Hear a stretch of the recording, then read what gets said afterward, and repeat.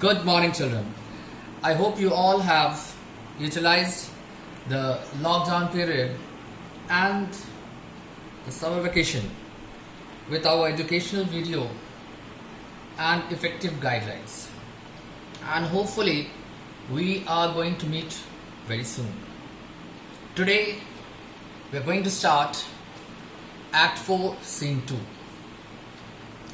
But before we start Act 4, Scene 2, before we go through the summary of this scene, let's come to the array of events that have taken place up till now. Bassanio, an extravagant son of once a rich nobleman, finds a solution for his frequent demand of money, which is quite often solved by his best friend Antonio, a marvelous young man. He lives for his friend Bassanio. He is a rich merchant. He tells about his latest demand. Bassanio tells about his latest demand as usually to his best friend Antonio. There is no one else in the world who can rescue this young man from any kind of economic crisis. Unfortunately, his whole capital is invested in half a dozen ships that are expected to return after 2 months. He receives 3,000 ducats from a rich Jew, Shylock, on a condition that if the guarantor does not pay the given amount in 3 months, then he has to clear the debt by 1 pound of his flesh. Quite an abnormal demand from the cruel Jew Shylock.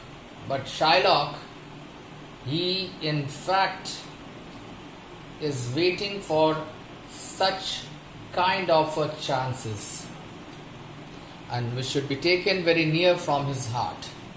Bassanio gets the money and reaches Belmont with Gratiano and win Portia's hand in marriage after selecting the lead casket. And we have already seen how cleverly Portia helps Bassanio in selecting his casket. He also successfully inherits a large property from his rich, wise and beautiful wife. Her maid marries Gratiano. On receiving the sad news of Antonio, Salario has come with a letter from which Bassanio and Portia come to know that his merchandise ship, one of his merchandise ships, sank in a place called Goodwin's, and the remaining they go traceless. Portia sends Bassanio with 20 times of the borrowed amount to rescue Antonio. She is still not satisfied, as in no moment she chalks out a plan and sends Balthazar to Padua in order to get some useful notes and dresses from her cousin, Dr. Bellario. Dr. Bellario is a very famous lawyer.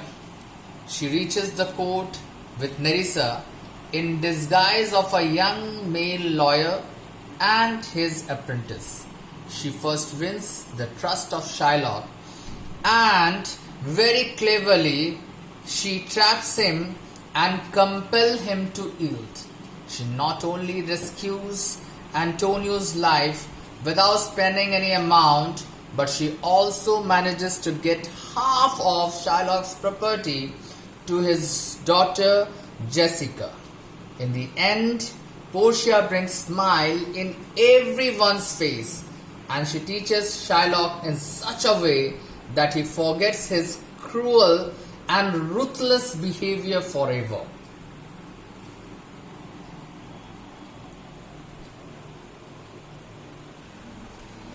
Now in this scene, Act 4, Scene 2, Portia and Nerissa, they are in search of Shylock's home. They are in need of a signature of Shylock. They want to get a piece of paper signed by the Jew. Portia, she is very tired and she wants to sit on the bench of an eatery and likes to send Nerissa to get that work done. In the meantime, Bresciano arrives. Bresciano arrives with a ring. Remember in the previous scene, Portia demanded a ring from Bassanio as payment, as the mode of payment. Bassanio insisted a lot to have some kind of gift. On that, Portia first refuses, and then in order to check how much loyal Bassanio is, she demanded for the wedding ring. And don't forget that Portia and Nerissa, they are in disguise of a male clerk and lawyer. So Portia again turns down the invitation thrown by Bresciano. Bresciano tells them to come to the dinner, but she refuses.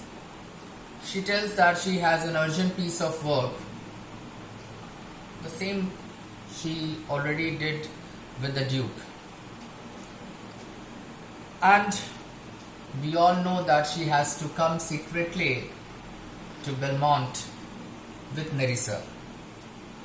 Nerissa, in her disguise, manages to get her ring too from Bresciano. And this will lead to a very interesting last scene of the Merchant of Venice play, that is Act 5, Scene 1. We'll meet very soon with my next video. Till then, stay safe and only come out when you have any urgent or necessary piece of work outside. Goodbye. Thank you very much for hearing me.